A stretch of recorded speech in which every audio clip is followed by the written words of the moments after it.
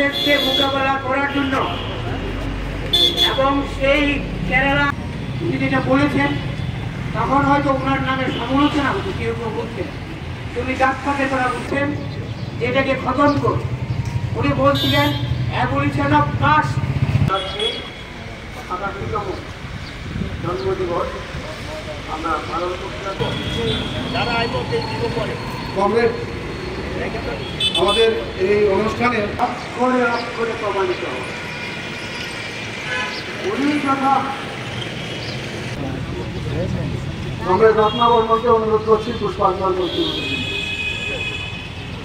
সকলের শ্রী সমন্বয় সমিতি কমরেড কাজল দাস,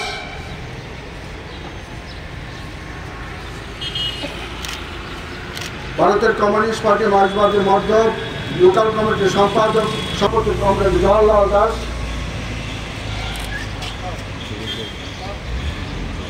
আমাদের রাজ্য কমিটির সদস্যরা যারা রয়েছেন রোদ্র তো জানেন, একে একে আপনাদের সুগন্ধা এসে হবে 9টায় আমি 9টায় শুরু করে দেন, 5 মিনিটের ভিতরে না আজীবন মানুষকে সংগঠিত করেছে। এমনকি আমাদের ভারতবর্ষের স্বাধীনতার পর এখন পর্যন্ত প্রতিদিন দলিতের উপর নির্যাতন, শ্রমজীবী মানুষের উপর আক্রমণ সংগঠিত হচ্ছে। এর বিরুদ্ধে বিশেষ করে দলিত মানুষের সংগঠিত করার জন্য তিনি আওয়াজ তুলেছেন।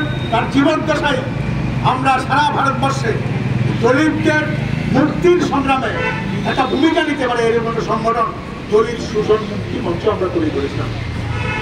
কিন্তু তার যে স্বপ্ন, এই স্বপ্ন এখন আমরা পূরণ করতে পারিনি।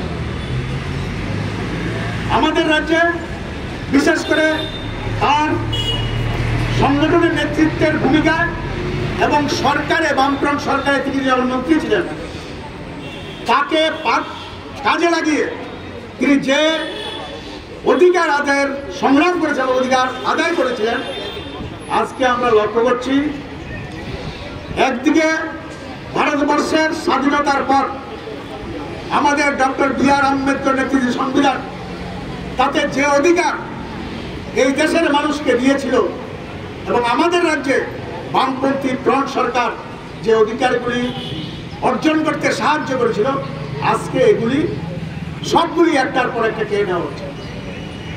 আজকে স্বাধীনতার পরে যে সংবিধান গৃহীত হয়েছিল এবং ভারতবর্ষের গণতান্ত্রিক আন্দোলনের লড়াই সমাজ করে তার অন্যতম একটা বিষয় ছিল আমাদের দেশে যে ভেদাভেদ বর্ণবাদী তাকে অবসান ঘটানো।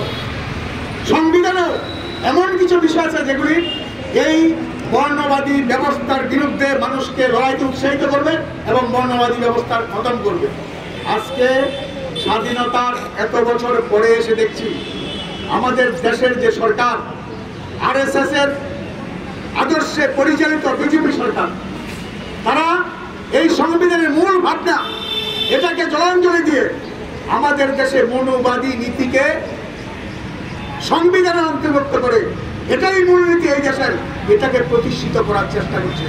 আমরা দৃঢ়তার সাথে বলতে পারি ভারতবর্ষের স্বাধীনতা আন্দোলনের পরে ভারতবর্ষের স্বাধীনতাকামী মানুষ যেমন ভারতবর্ষে আরএসএস এর যে কৌশল, এই কৌশলকে পর্যদস্ত করেছিল, ধর্মনিরপেক্ষ ভারত তৈরি করেছিল, একটা সংবিধান দিয়েছিল। আজকের দিনেও এই মানুষের উত্তরসূরিরা আছে, তারা আরএসএস বিজেপির এই জঘন্য প্রচেষ্টা, ইতিহাসকে পেছনে দিকে ঠেলে দেওয়ার চেষ্টা, এটাকে বরদাস্ত করবে। তারা ভয় পায় আমাদের আন্দোলনকে। তারা জানে এই বামপন্থী দলিত শোষণ মুক্তি মঞ্চ আমাদের রাজ্যের তফসিলি সমন্বয় বা আমাদের বামপন্থী দলগুলি যেখানে কাজ করছে, তারা তাদের এই প্রচেষ্টা সফল, তার জন্যই আমরা লক্ষ্য করেছি।